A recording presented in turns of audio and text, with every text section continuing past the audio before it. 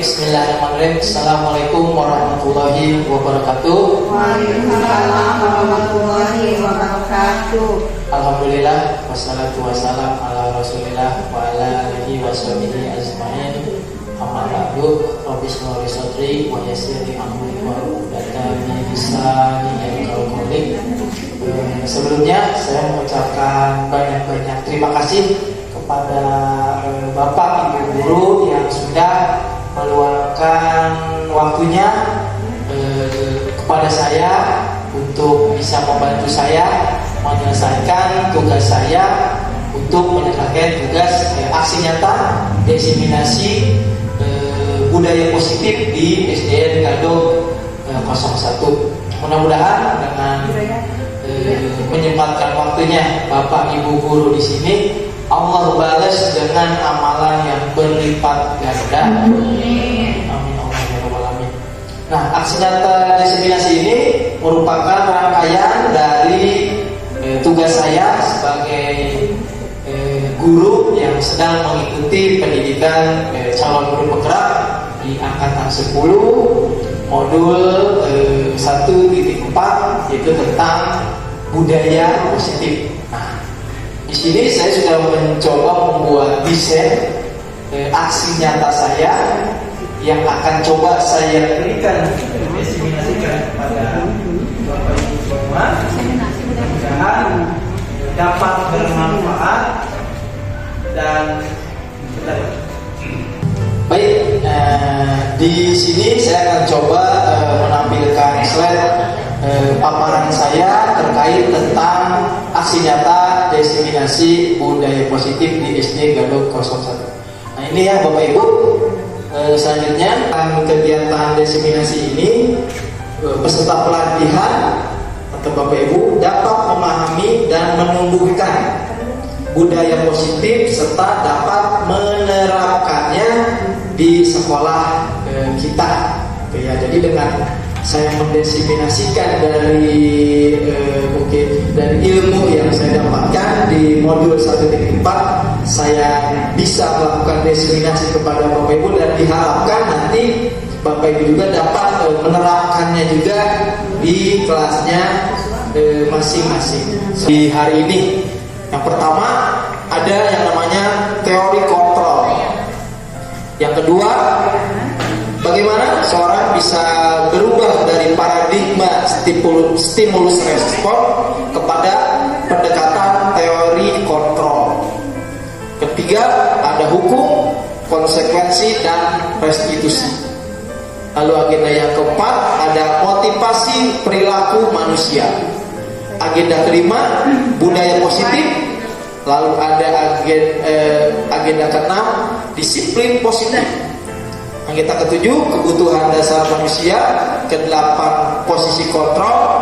Kesembilan, keyakinan kelas. Dan kesepuluh, segitiga restitusi. Nah, dan nanti juga akan kita coba simulasikan ya bagaimana kita membuat keyakinan kelas, serta nanti kita coba sedikit melihat video dari segitiga restitusi bagaimana selanjutnya. Nah, Bapak Ibu, sedikit nih sebelum pembelajaran kita di kegiatan ini SBG dulu ya Bapak Ibu ya. Nah, Bapak Ibu bisa lihat di gambar di atas ada namanya asam otak. Yuk. Nah, di sini kira-kira di gambar satu ada, kira-kira Bapak Ibu bisa menjawab kan nih? Ada gambar apa tuh? Cicak, lalu ada gambar kepala manusia, ada gambar gorengan. Nah, itu kira-kira kalau disatukan akan menjadi sebuah kalimat apa ya Bapak Ibu? Kira-kira. Atau nomor 1, 2, dan 3 langsung juga kira-kira ada yang bisa Otomatis mana tuh?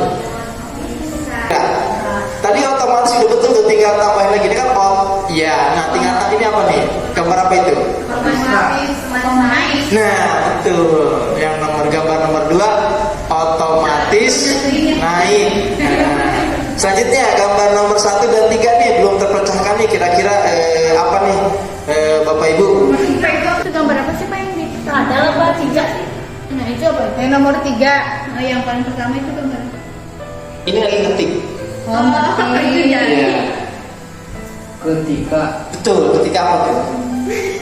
Ketika itu ya. Beribadah. Betul. ibadah Otomatis naik ketika beribadah. Nomor 1 nih belum terselesaikan. Apa nih kira-kira nih? Iya, udah gitu ya. Apa? Ini kadar. Kadar, udah kan udah jadi kadar, berarti kadar. Kadar. Iya, kerak. Iya, kerak. Ada kerak. Iya, kayak ini ya, cewek. kadar Iya. Betul. Iya. Oke, tepuk tangan. Sudah terselesaikan. Kadar ketampanan wajah otomatis naik ketika beribadah. Gitu ya, Bapak Ibu. Ini sedikit saja sehingga ada sedikit dari saya untuk mengaktifkan kegiatan hari ini. Selanjutnya, teori kontrol dari Dr. William Glasser. Ada 4 teori kontrol yang William Glasser sampaikan. Yang pertama ada ilusi mengontrol murid. Apa itu? Tidak dapat memaksa murid untuk berbuat sesuatu jikalau murid tersebut memilih untuk tidak melakukannya. Jika dapat mengontrol karena murid sedang mengizinkan dirinya dikontrol. Jadi kontrol guru menjadi kebutuhan dasar yang dipilih. Gitu. Yang kedua ada ilusi bahwa semua penguatan positif efektif dan bermartabat. Yaitu segala usaha untuk mempengaruhi murid agar mengulangi sesuatu perilaku tertentu adalah suatu usaha untuk mengontrol murid. Menguatkan karakter, menggunakan kritik dan rasa bersalah untuk mengontrol murid menuju pada identitas yang gagal. Yang keempat, ilusi bahwa orang dewasa memiliki hak untuk memaksa, bahwa mereka memiliki tanggung jawab untuk membuat murid-murid berbuat hal-hal tertentu. Perilaku memaksa tidak akan efektif untuk jangka panjang dan sebuah hubungan perusahaan akan terbentuk. Inilah 4 teori kontrol yang dibuat oleh Dr. William Glasser. Bagaimana seseorang bisa berubah dari paradigma stimulus respon tadi kepada pendekatan teori kontrol. Nah, di sini ada risetnya. Bagaimana seorang bisa berubah dari paradigma stimulus respon kepada pendekatan teori kontrol. Stephen R. Conflict pada tahun 1991 mengatakan bahwa bila ingin membuat kemajuan perlahan, sedikit-sedikit ubahlah sikap dan perilaku Anda. Namun bila ingin memperbaiki, ubahlah bagaimana Anda melihat dunia, bagaimana Anda berpikir tentang manusia. Ubahlah paradigma Anda, skema pemahaman dan penjelasan aspek-aspek tertentu tentang realitas. Nah, ini ada di setnya. Realitas kebutuhan kita bersama. Kalau teori kontrol, realitas kebutuhan kita berbeda. Semua orang melihat hal yang sama. Setiap orang memiliki gambaran yang berbeda. Kalau stimulus respon, kita mencoba mengubah orang agar berpandangan sama dengan kita. Kalau teori kontrol, kita berusaha memahami pandangan orang lain tentang kita. Ada juga perilaku buruk dilihat sebagai suatu kesalahan. Semua perilaku memiliki tujuan. Kalau menurut teori kontrol, saya bisa mengontrol orang lain. Anda tidak bisa mengontrol orang lain. Itu teori kontrol. Pemaksaan ada pada saat bujukan gagal. Kolaborasi dan konsensus menciptakan pilihan-pilihan. Terakhir, model berpikir menang kalah, model berpikir menang. Inilah ya perbedaan strategi antara stimulus respon dan pendekatan teori kontrol dari Stephen R. Covey. Selanjutnya, apa itu hukuman? Hukuman adalah sesuatu yang menyakitkan perlu terjadi dan sifatnya mendadak, sementara konsekuensi telah disepakati bersamaan, dan pelanggar dibuat tidak nyaman untuk sementara. Sedangkan restitusi adalah proses menciptakan kondisi bagi murid untuk memperbaiki kesalahan mereka. Jadi kita menciptakan kondisi ini kepada murid untuk memperbaiki kesalahan sehingga mereka bisa kembali pada kelompok mereka dengan karakter yang lebih kuat untuk masalah mereka, dan membantu murid berpikir tentang orang seperti apa yang mereka inginkan dan bagaimana mereka harus memperlakukan orang lain. Kelsen Gossen tahun 1965. Nah, ini ada contoh-contohnya Bapak Ibu mengisi atau merespon kira-kira apa saja sih ini dari contoh-contoh kegiatan ini, apakah masuknya ke hukuman atau konsekuensi. Kalau hukuman itu tadi yaitu sesuatu yang menyakitkan perlu terjadi dan sifatnya mendadak. Misalkan ada anak baru datang langsung kena omel dengan nada yang keras, bapak hukum kamu misalkan jangan masuk sekolah, langsung pulang aja misalkan. Kalau konsekuensi kita sudah membuat aturan. Nah, di konsekuensi yang aturan yang disepakati sekarang, kita sudah membuat aturan nih. Kalau telat terlambat aturannya apa nih? Misalkan membersihkan sampah yang kotor, nah itu harus dikerjakan juga. Sebetulnya itu juga kalau menurut itu hukuman juga ya. Gitu. Tapi larinya karena sudah disepakati lebih dulu, jadi berubah nama menjadi konsekuensi. Gitu. Karena terlambat datang sekolah. Nah, kira-kira ini hukuman atau konsekuensi? Hukuman ya. Oke. Dicatat ya, Ibu Natula. Satu hukuman. Belum nyatet yang lain. Nomor 2, lari mengitari lapangan bola basket karena terlambat hadir ke sekolah. Kira-kira hukuman atau konsekuensi? Konsekuensi. Coba catat.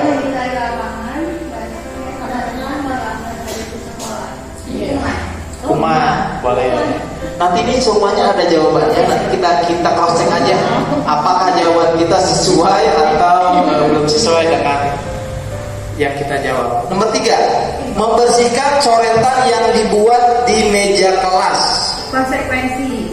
Konsekuensi. Oke, catat. Diingetin ya masing-masing ya. Nomor 4, siswa push up karena tidak memakai masker saat kondisi COVID mungkin misalkannya. Apa itu kira-kira, hukuman atau konsekuensi? Hukuman. Oke, kita lihat nanti. Kita cek nanti. Nomor 5, siswa mengelap tumpahan air yang tersenggol. Konsekuensi. Selanjutnya, kehilangan 10 menit istirahat karena terlambat 10 menit. Konsekuensi. Duduk di luar lapangan karena mencederai teman. Itu Hukuman atau konsekuensi? Hukuman. Di luar kelas karena tidak paham pelajaran yang diberikan. Cek ya. Nah, Mas cek coba. Kita cek. Nah, ini.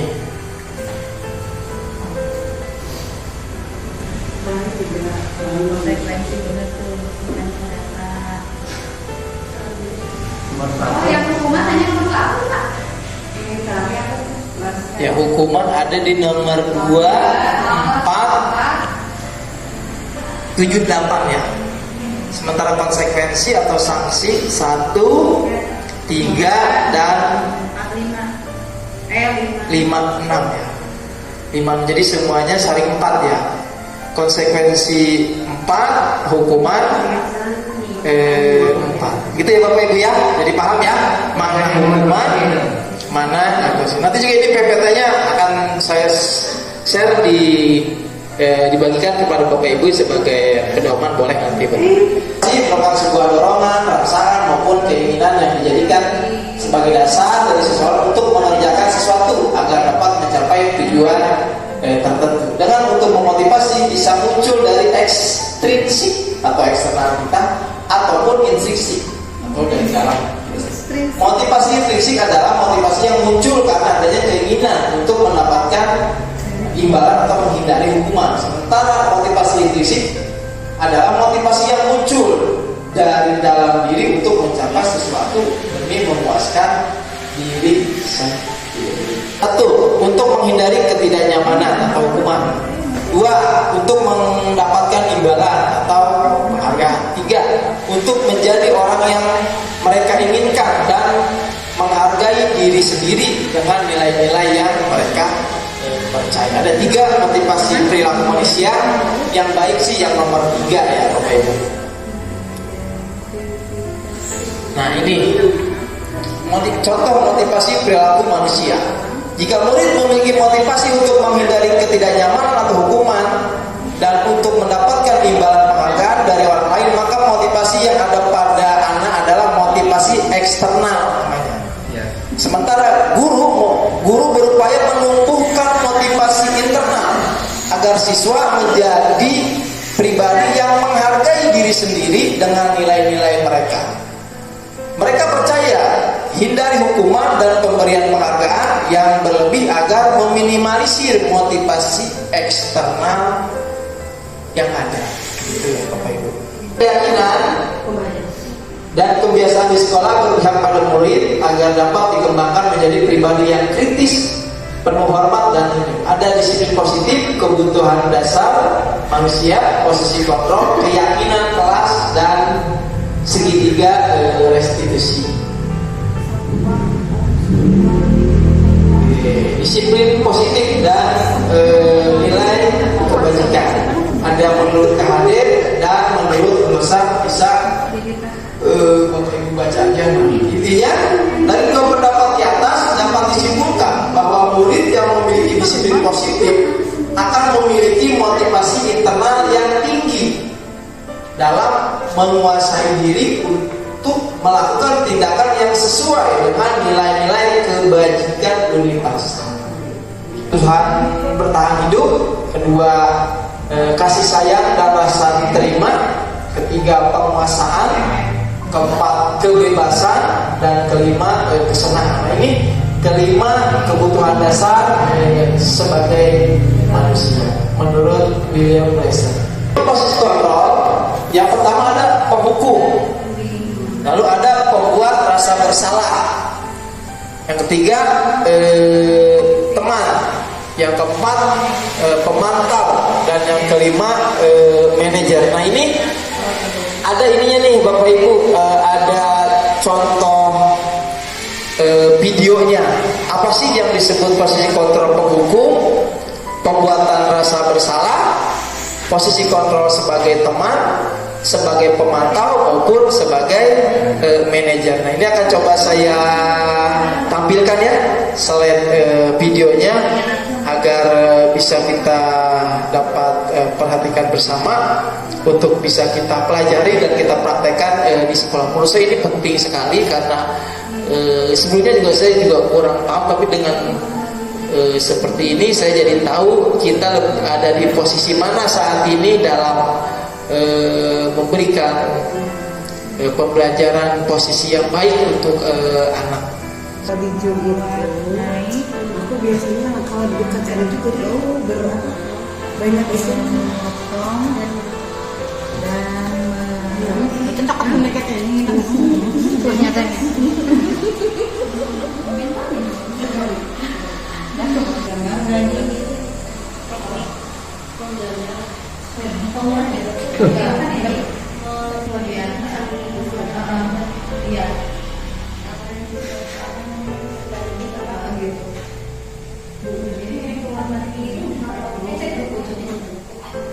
Kita menonton bersama-sama karena suara speakernya tidak begitu keras. Jadi kita dengarkan aja ya Bu ya. Ya. Suara-suaranya kecil, nanti bisa diperhatikan aja Bu ya. Tapi masih kedengaran kok, masih ada keras sedikit. Salam bahagia Ibu dan Bapak guru hebat. Dalam penerapan disiplin positif restitusi, salah satu program yang dikembangkan adalah 5 posisi kontrol. 5 posisi kontrol dalam restitusi adalah proses perjalanan seorang pendidik agar dapat mengenali dirinya. Pada video kali ini, kita akan membahas tentang 5 posisi kontrol yang dikembangkan oleh Diane Gosson dan contoh penerapannya.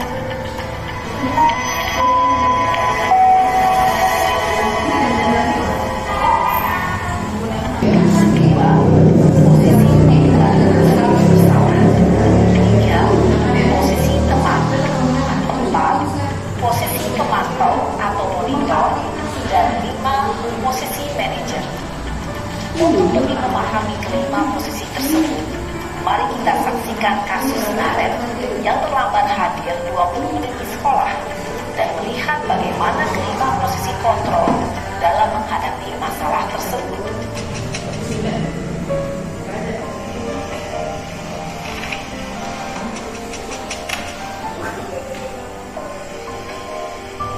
Naren, Fitri ya. sini kamu. Selalu terlambat. Deh, pasti terlambat. Saya Apa? Apa coba? Alasan kamu apa lagi? Kapan sih kamu tidak terlambat? Malas sekali ya kamu jadi anak. saya Dasar pemalas. Gak kapok-kapok sih kamu. Sudah berapa kali terlambat? Sana, kamu keliling lapangan basket 2 kali. kenapa saya harus keliling lapangan basket, Bu? Kenapa? Kamu melawan ibu. Berani-beraninya jawab. Sudah terlambat, masih berani jawab pula. Sekarang, keliling lapangan basket 5 kali sekalian. Biar kapok. Cepat. Pergi sana ke lapangan basket. Posisi penghukum biasanya berbicara dengan nada tinggi, menghardik, menunjuk-nunjuk, menyakiti, dan menyindir.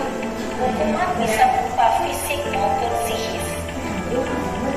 Ibu dan bapak guru hebat, dampak yang terjadi pada murid ketika guru berada pada posisi penghukum adalah murid cenderung akan memberontak, bahkan menyimpan dendam.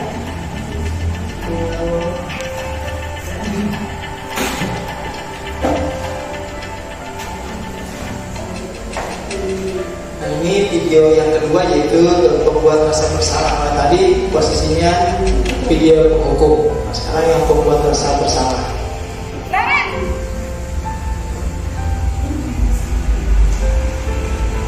Selamat pagi, Bu.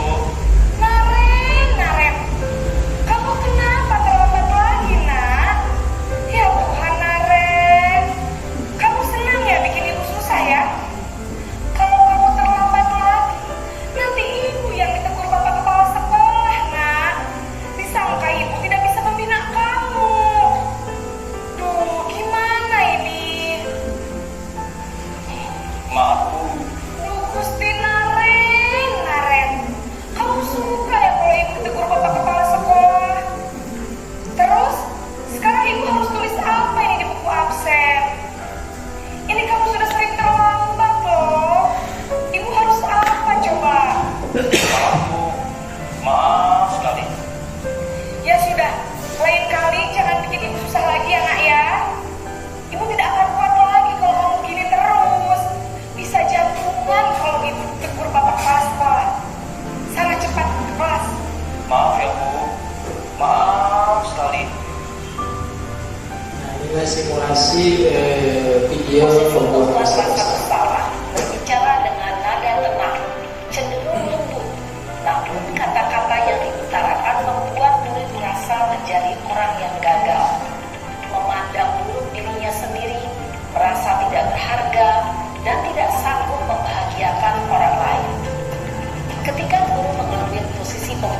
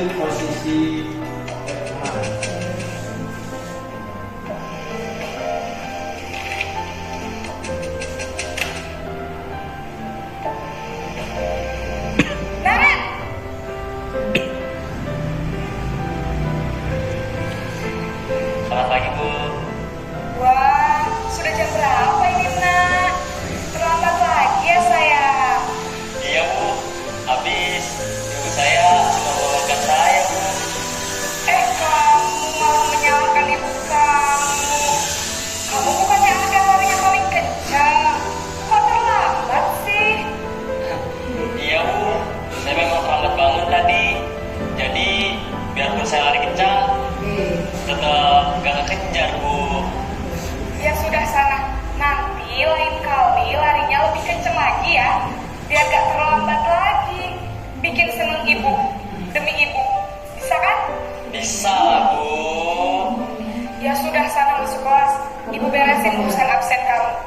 Kamu ini ada-ada saja. Dalam posisi teman, guru berbicara dengan nada suara ramah, akrab, cenderung bersendar gurau untuk menjaga suasana tetap santai. Murid akan merasa senang, aman, dan akrab dengan guru. Identitas yang tercipta adalah identitas sukses atau berhasil. Namun, perlu diingat, karena ini masih dorongan eksternal, maka ada faktor ketergantungan dari murid kepada orang tertentu. Di sini, guru absennya, sehingga di lain waktu, murid bisa berperilaku baik, namun hanya kepada orang-orang tertentu saja.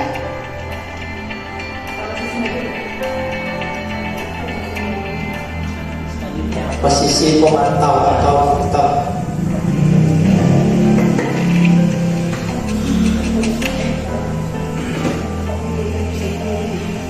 Naren!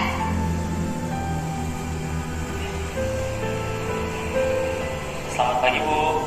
Naren, apa peraturan sekolah kita tentang jam berapa kita harus masuk sekolah, Nak? Kita harus di sekolah jam 7, Bu. Iya betul, sekarang sudah jam 7.20. Naren sudah tahu konsekuensinya jika terlambat hadir. Paham, Bu.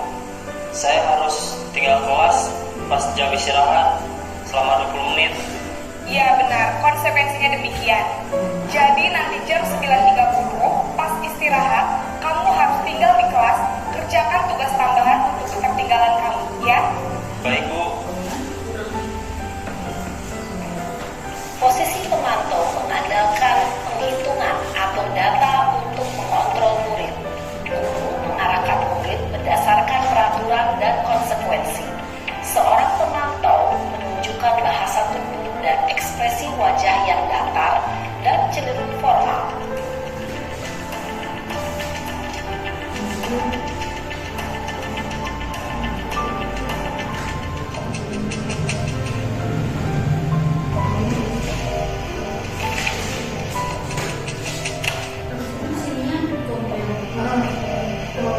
Naren!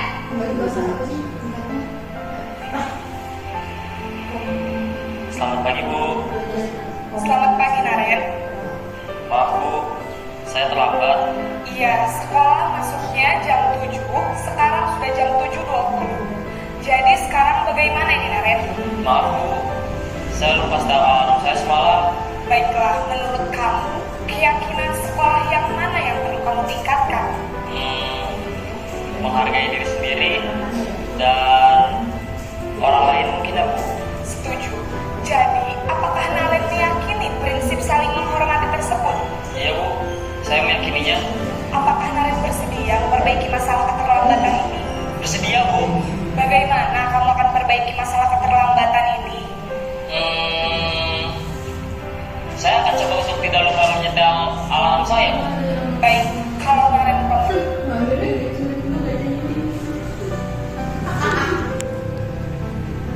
Tadi 5 contoh simulasi. Tadi contoh simulasi 5 posisi kontrol yang dibuat oleh Dian dosen, yaitu strategi penghukum, pembuat rasa bersalah, teman, pemantau, dan manajer. Nah, diusahakan Bapak Ibu alangkah baiknya menggunakan posisi kontrol yang manajer, ya, yaitu posisi di mana guru dapat berbuat sesuatu bersama dengan murid, mempersilahkan murid mempertanggungjawabkan perilakunya, mendukung murid agar murid menentukan solusi atas permasalahannya sendiri. Tadi Naren datang terlambat, nah guru itu memberikan bagaimana nih solusinya agar Naren tidak terlambat, yaitu Naren tidak lupa untuk menyetel alarm saat dia bangun pagi agar tidak terlambat masuk ke sekolah. Nah, itu 5 posisi kontrol. Selanjutnya keyakinan kelas. Nah, untuk terbentuknya budaya positif, maka langkah awal yang dapat dilakukan adalah perlu diciptakan dan disepakati keyakinan kelas atau prinsip dasar bersama di antara para warga kelas. Penyatuan pemikiran untuk mendapatkan nilai-nilai kebajikan serta visi sekolah tersebut kemudian diturunkan di kelas menjadi sebuah keyakinan kelas yang disepakati bersama. Nah, ini contoh-contoh keyakinan kelas, bukan peraturan kelas, tapi yang baik itu peraturan kelas ya Bapak Ibu. Nah, nilainya ini ada apa nilai kebajikan atau keyakinan yang ingin diangkat dari peraturan mereka. Kalau menggunakan helm saat mengendarai motor itu berarti nilai keyakinan, nilai kebajikannya keselamatan. Kalau membuang sampah pada tempatnya berarti menjaga kebersihan. Kalau dilarang menggunakan kata-kata kasar berarti kita saling sikap positif atau saling menghormati. Selanjutnya, peraturan kalimat positif dari keyakinan. Kalau peraturan itu misalkan dilarang terlambat. Kalau dilarang terlambat itu sebuah peraturan. Tapi kalau kalimat positifnya kita bisa ubah menjadi hadir tepat waktu. Itu ya Bapak Ibu. Selanjutnya, urutan langkah-langkah utama dalam menetapkan keyakinan kelas serta pandangannya. Pertama, berdiskusi mengenai gambaran perilaku yang mencerminkan keyakinan kelas, lalu berdiskusi peraturan kalimat menjadi yang lebih positif, berdiskusi mengenai peran seluruh warga kelas, meninjau ulang keyakinan kelas, menjanjikan peraturan-peraturan dan menjadi nilai-nilai kebajikan. Selanjutnya, ini ada tabelnya, bisa Bapak Ibu lihat. Di tabel ada juga tampak tabel Y ya, terdengar, terlihat dan perilakunya.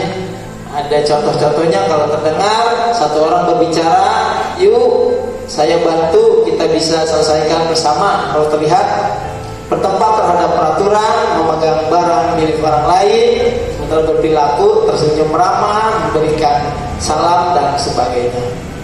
Dan terakhir ada namanya segitiga restitusi Bapak Ibu, yaitu suatu proses dialog yang dijalankan guru atau orang tua agar dapat menghasilkan murid yang mandiri dan bertanggung jawab dengan menggunakan 3 metode. Ada menstabilkan identitas, validasi tindakan yang salah, dan terakhir menanyakan keyakinan. Ini ada desain segitiga restitusinya, dan yang terakhir ada menstabilkan identitas. Itu berdasarkan prinsip membuat kesalahan adalah bagian dari proses pembelajaran. Makanya sering identitas gagal kembali ke identitas sukses. Validasi tindakan yang salah berdasarkan prinsip bahwa setiap perilaku berupaya memenuhi suatu kebutuhan tertentu. Guru agar tergeser dari pemikiran stimulus respon menjadi proaktif menggali dan mengikuti kebutuhan murid akan memperbaiki hubungan dengan murid. Ini juga ada nanti contoh videonya, pernah saya lakukan juga di sekolah. Terakhir menanyakan keyakinan, murid akan diberikan pertanyaan-pertanyaan bermakna untuk memunculkan motivasi secara intrinsik agar mampu mengaitkan keyakinan dengan tindakan yang salah. Nah, itulah contoh-contoh keyakinan kelas. Dan terakhir mungkin ini foto kita bersama-sama. Terima kasih. Mungkin itu saja yang dapat saya sampaikan. Kurang lebihnya mohon maaf. Sekian, wabillahi taufiq wal hidayah. Assalamualaikum warahmatullahi wabarakatuh.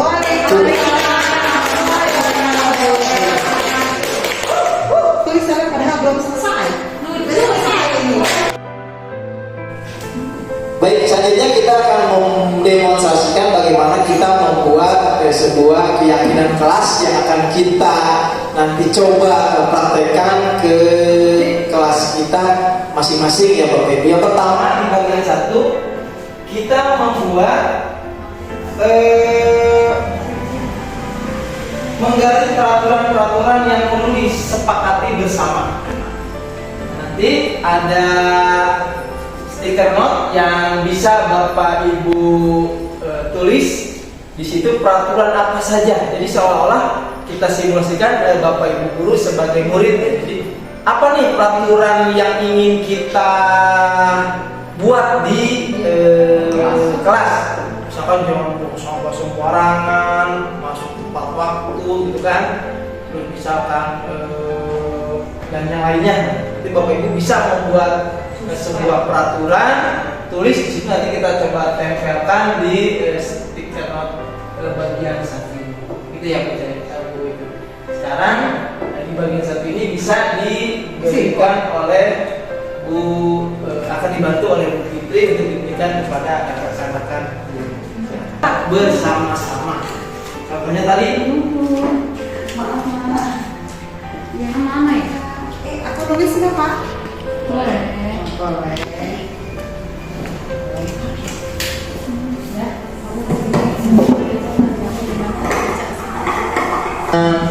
Terus apa aja ini kok bebas? Bebas, tidak harus hal yang positif. Pokoknya semaunya Bapak Ibu seolah-olah ini sebagai murid. Karena kalau murid mah tidak semikiran seperti kita orang dewasa kan. Kira-kira peraturan apa saja nih yang akan kita sepakati secara bersama-sama. Silakan ditulis. Lebih dari satu, boleh 1, 2, atau 3. Itu lagi deh. Hijau.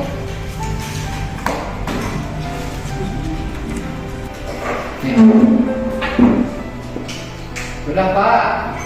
Sudah. Oke. Berapa?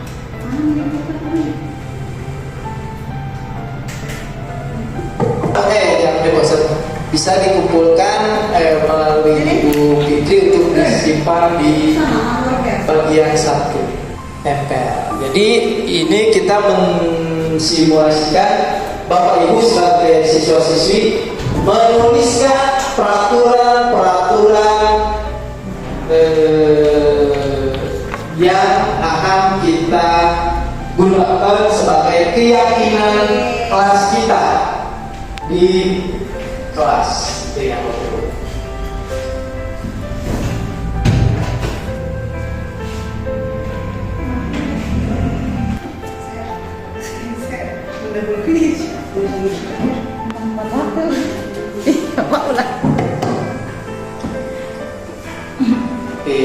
Nah, selanjutnya tentang peraturan yang perlu disepakati di kelas.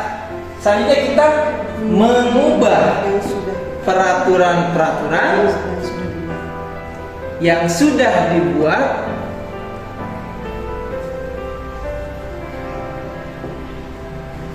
dengan kalimat yang lebih positif seperti yang tadi sudah dipresentasikan. Ini aku. Itu nomor 1 ya. Sekarang ke yang lebih positif. Nah tadi Bapak Ibu ingat tidak apa yang Bapak Ibu tulis di yang bagian pertama? Nah dari tulisan bagian pertama itu coba diubah ke kalimat. Kenapa saya bilang jangan langsung ke bagian yang paling positif. Yang itu aja dulu. Yang kan kita ini anak posisinya kita sebagai seorang murid lah gitu ya. Oh iya. Jadi bisa dibuat yang kalimat negatifnya dulu ya?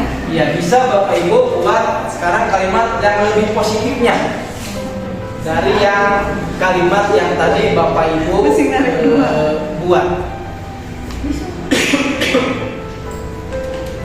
Cek. Kata-kata ya sama Poli. Yang lebih positif. Yang lebih positif. Saya positif. Positif hamil. Gitu. Datang tepat waktu. Udah positif ya. Tidak membawa HP. Izin, ini udah positif semua ya. Setiap gak apa-apa mau ditulis juga hal yang sama juga gak masalah. Tapi yang bagus itu kan gini, yang penting alurnya tahu yang pertama buat peraturan dulu apa aja terserah. Jadi seolah-olah kalau memberikan anak apa tidak se-ekspos kita ya. Yang kedua dari yang bagian pertama itu dibuat ke peraturan-peraturan yang lebih positif kalimatnya. Sudah Pak. Ini Maka masukkan ke bagian dua. positif nggak sih? Positif.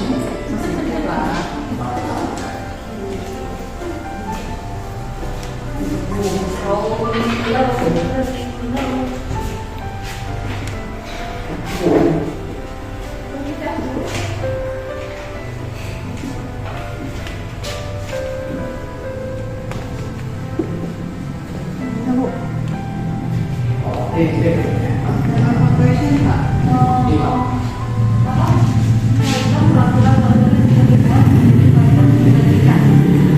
apa Pak? Pendidikan dengan karma positif aja. Ketiga itu menyalikan, berarti kalau menyalikan itu itunya, misalkan datang tepat waktu, berarti penyalikannya disiplin, gitu kan? Karena datang tepat waktu.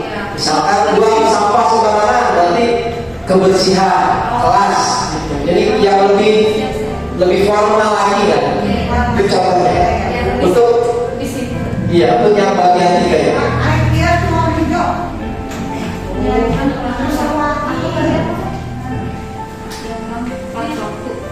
Melaksanakan piket berarti disiplin ya, disiplinan ya, disiplin.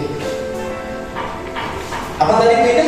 Religius ya, berdoa. Iya, berarti religius. Itu maksudnya.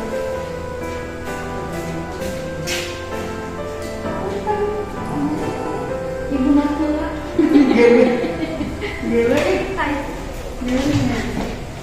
Pendalaman. Yang terakhir apa Bu? Kegiatan pendalaman. Iya. Pendalaman. Pendalaman daerah. Pendalaman. Nanti harusnya ditulis ya di situ, jadi ada yang tampak seperti atau tidak tampak, ada yang sudah tampak atau belum. Di sini dengan perilaku yang menceritakan nilai-nilai contoh penyimpak seperti guru.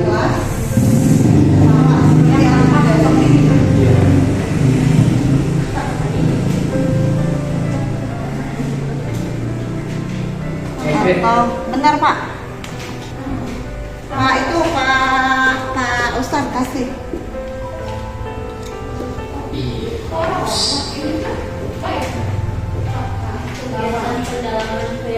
Tampak seperti Kalau tambah seperti aku disiplin apa kalau seperti ini? Tujuan bagian 4 adalah menggali perilaku yang mencerminkan keyakinan kelas juga yang tidak mencerminkan keyakinan kelas.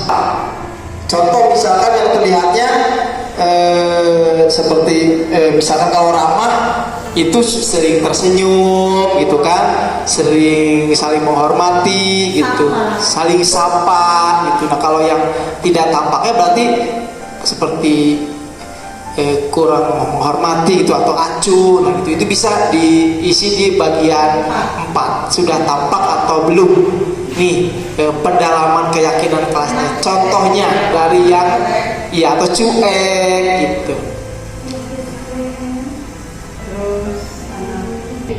Contoh-contoh dari ini nanti bisa kita diseminasikan.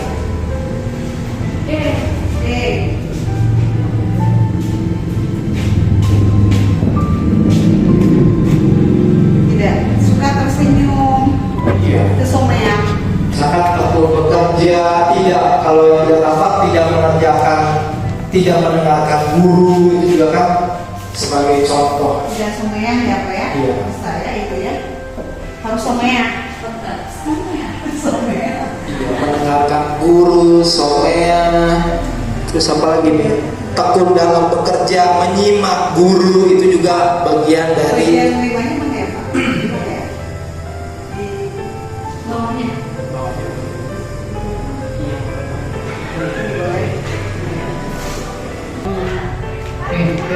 Ya, siap. Nah, kenapa mana tulis pakai kayak gini? Mana ya Pak? Bagian mana? 4 ya? Biar kelihatan banyak. Ibu PP-nya. Kegiatan pendalaman keyakinan.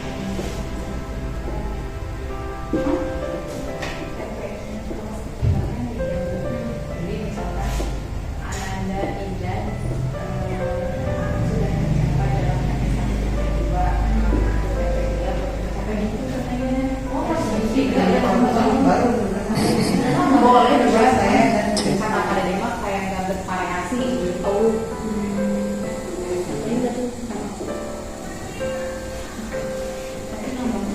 Jadi itu aja input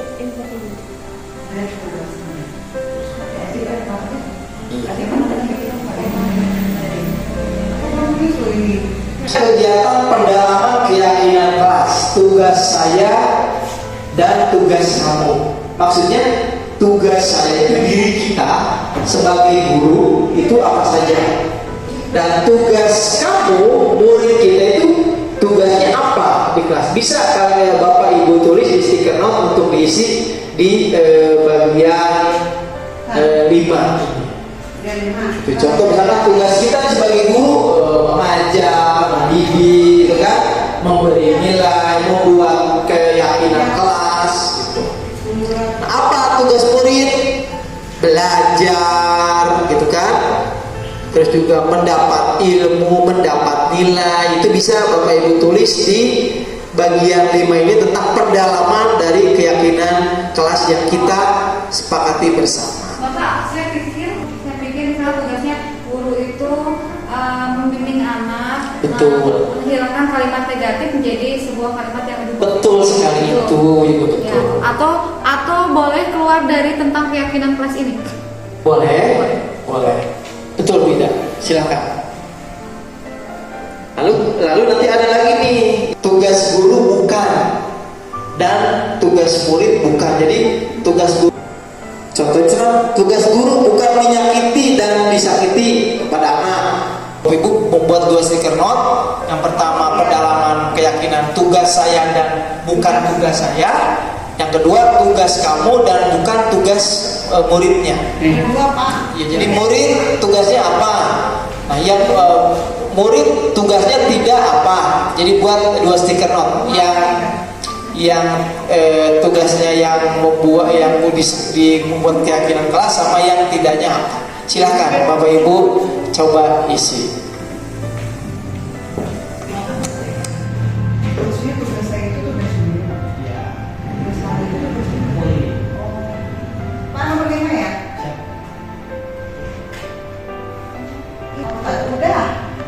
Tugas murid dan tugas guru udah Bapak mah. Jadi Bapak cuma satu-satu. Udah berarti udah. Udah Bapak mah.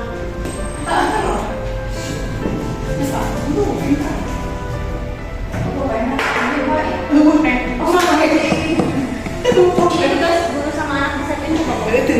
Boleh di sini. Terus Tempel. Ini jadi kurang. Jadi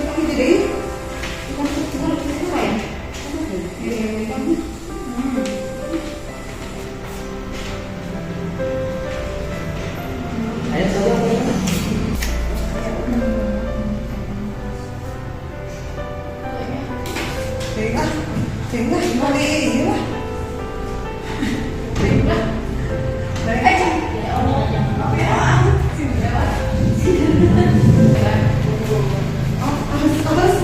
Aku mau ke depan.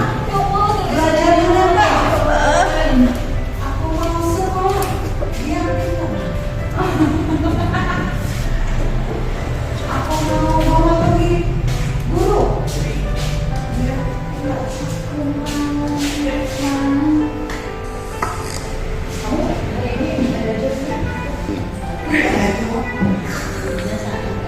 jauh itu kalau kata jauh itu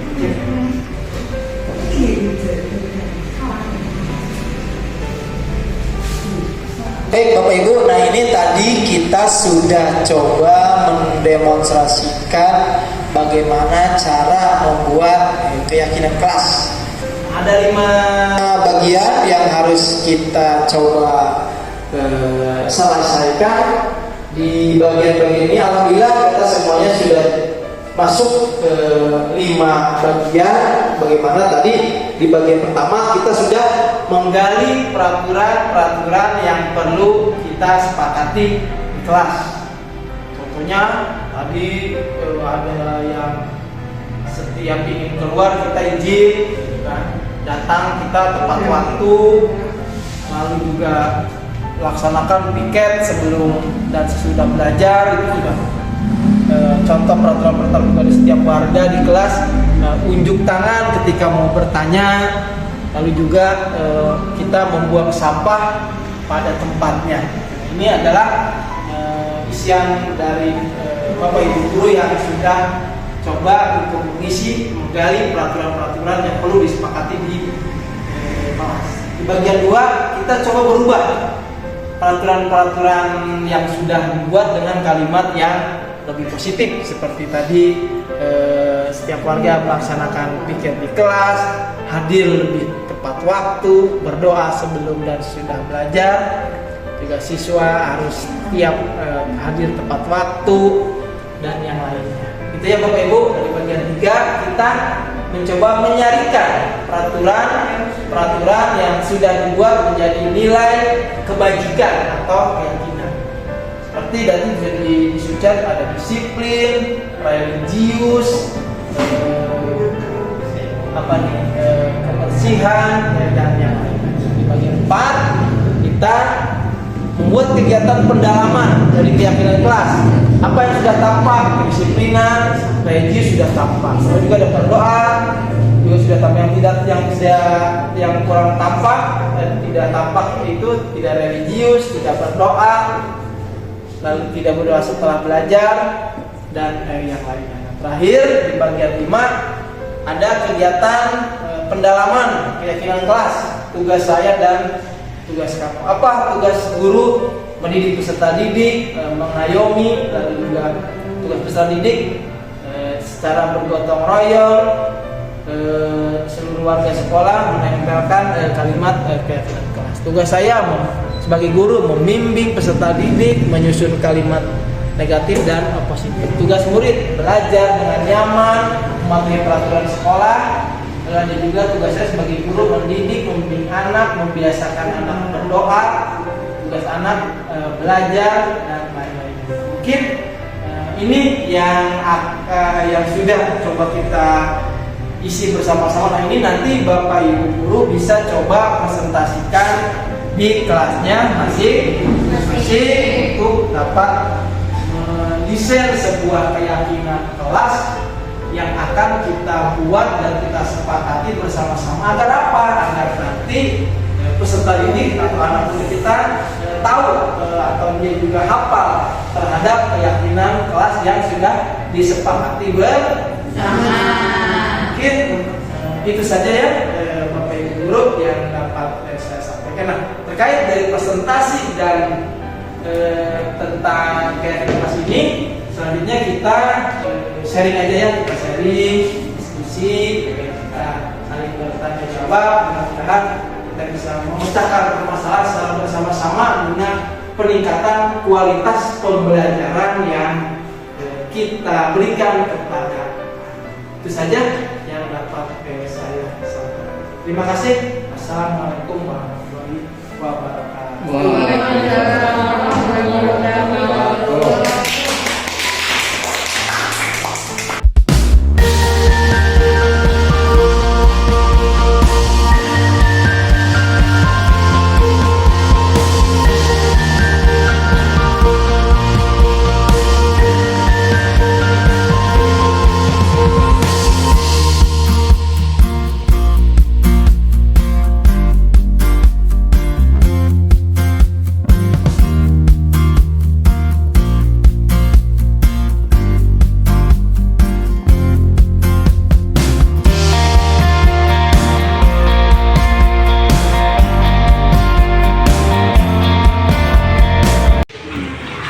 Baik, Assalamualaikum warahmatullahi wabarakatuh. Waalaikumsalam warahmatullahi wabarakatuh.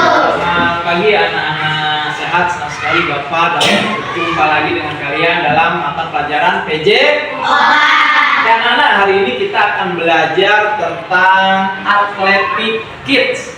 Kenapa Athletic Kids? Berarti pelajaran Athletic Kids untuk anak usia dini. Seperti kalian dalam Athletic Kids ada beberapa macam materi yang harus diajarkan kepada kalian. Ada yang tahu materi apa saja itu? Apa? Formula 1. Ya, apalagi? Lempar turbo. Lompat kata. Apalagi? Enggak. Oke, bagus. Kita buat kalian semua. Baik, terima kasih. Waalaikumsalam. Pak, kamu kenapa kenapa datang terlambat? Oh, kamu tidur terlalu malam karena menonton televisi. Terlalu menonton apa? Nonton bola. Lah ini kok kamu bajunya tidak pakai baju seragam olahraga seperti teman yang lain. Kamu kan sudah tahu peraturan kelas saat pelajaran olahraga. Kenapa?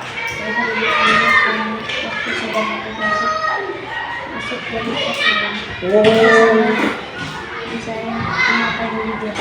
jadi kamu waktunya mepet, terburu-buru, jadi tidak menyiapkan baju olahraga saat malam harinya ya.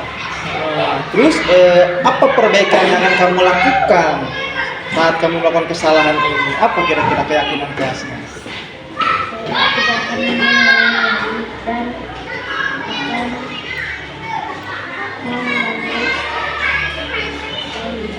Ya.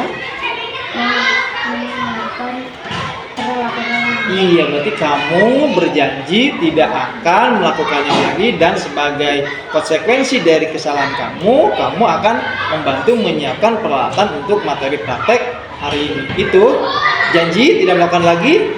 Oke, silahkan kembali ke tempat.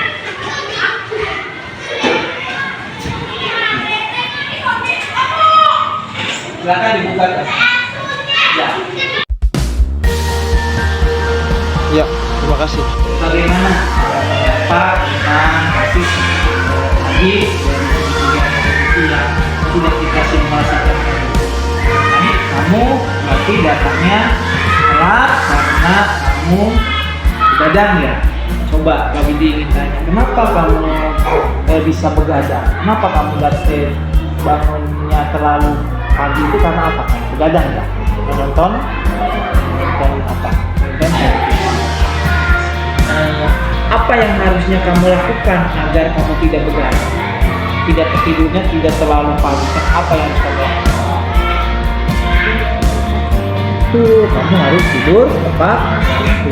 Lalu kan kita tidak ada kesepakatan kelas kalau pelajaran olahraga itu harus memakai seragam olahraga. Kamu tadi tidak memakai seragam olahraga. Bagaimana siasat kamu agar setiap pelajaran olahraga kamu memakai baju seragam olahraga yang disediakan? Bagaimana? Jadi kamu harus apa? Harus menyiapkan sebelum pelajar. Biasanya pelajaran olahraga itu hari apa? Reason? Berarti di hari Minggu malam kamu harus sudah menyiapkan. Bisa itu disepakati, bisa itu dipegang dan kamu diingat. Jadi setiap malam sebelum pelajaran olahraga kamu sudah harus menyiapkan peralatan yang disiapkan dalam pelajaran olahraga. Selanjutnya, tadi kamu saat melakukan kesalahan berinisiatif untuk membantu Widi menyiapkan peralatan olahraga. Tapi Papa harap itu tidak terjadi lagi ya. Jangan sampai melakukan ini terus-menerus. Kamu berjanji untuk tidak melakukannya. Kalau kamu berjanji untuk tidak melakukannya lagi, siap apabila nanti di kemudian waktu kamu melakukannya lagi, kali ini tidak akan memberikan kamu peluang untuk masuk pelajaran olahraga. Siap untuk menerima konsekuensi itu? Terima kasih tanggapannya dapat ini. Kali ini sudah dibantu Pak